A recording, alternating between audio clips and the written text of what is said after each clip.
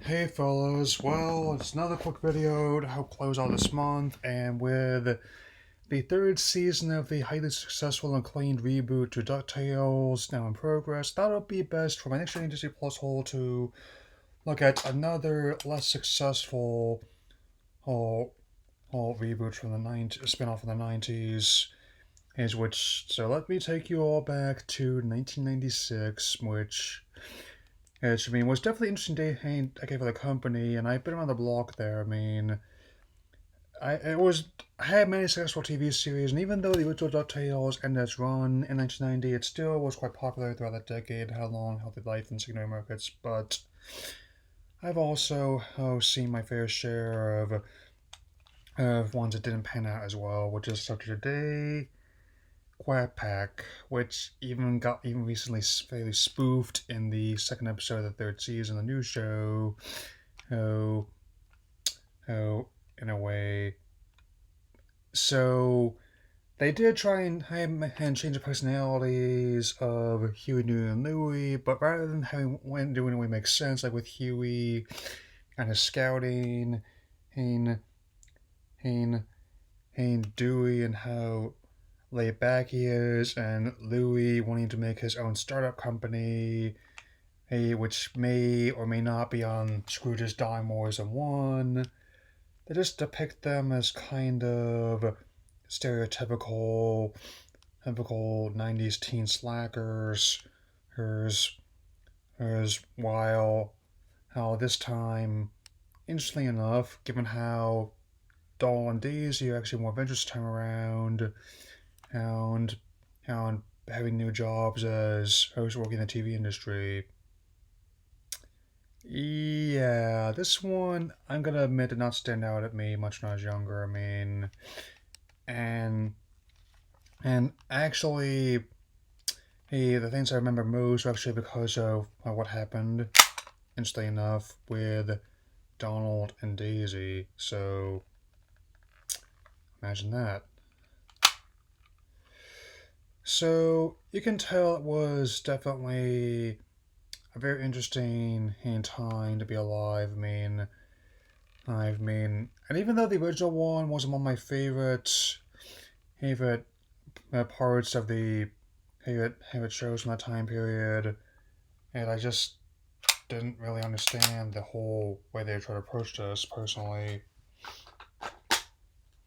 So, and that's also the risk of any reimagining any of a TV series where when you're trying to expand your market, you risk just as much of alienating the existing one as well as not attracting any new ones. Sounds familiar, doesn't it? Hmm. And again, I'm not saying it's impossible to do. Given how I looked at Goof Troop, and both the films associated with that series last month, or at least the last couple of months, so it's definitely not impossible. To translate the kind of humor style of the older Donald Duck cartoons to a modern setting, which is also something that with Donald's involvement in the new DuckTales actually worked quite well. Even answering questions that have been asked for decades about his character and why he's so angry and no one else can comprehend what he's saying. They actually found a way to make it work that in that continuity is actually because very protective of the boys. Always because of what happened with their parents. He's essentially the closest thing they had left to a father by that point, and one of his most beloved running gags of his dialect being almost incomprehensible quacking. That's not to say that this show isn't totally without me. The animation actually is pretty decent for the time. Watching this again on Disney Plus, my journey into their whole, I did not notice that many errors. There are just some occasional weird quirks based on errors in the writing. Like, for example, why, is a supervillain about picking up their socks when they don't even wear shoes most of the time? I'm, it's like, but it's just kind of strange, is all. and some of the things do kind of amuse me in hindsight. I mean, seeing how they're doing things, having plots on superheroes or sci-fi, which where before Disney bought up Marvel, Lucasfilm, and now Fox. I mean, so it is kind of a neat idea to see them revert to this situation, and and and and for those, as for younger generations seeing this, or people just don't really remember it, yes, monitors just used to look that chunky. I mean, like the bigger the screen, the bigger the size of the actual set itself. I mean, imagine just trying to put on Independence Day or hey, you're playing Mario 64, one of those big boys. I mean, after dropping what could be described as a lot of wages on it, and that's before inflation, by the way. So, but it was very much of its time when Independence Day was a highest grossing film of that year. I mean, where the Fresh Prince, Welcome to the Aliens Earth in its own way. Hey, where 3D gaming started to come to its own with the PlayStation, the Sega Saturn, and the Nintendo 64 are vying for attention.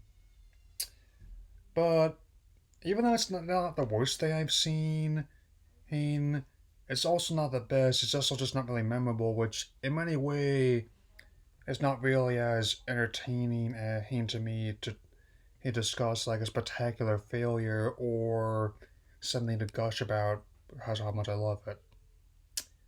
And I also try to give suggestions of what I would do to improve it. And in this case, my solution is simple.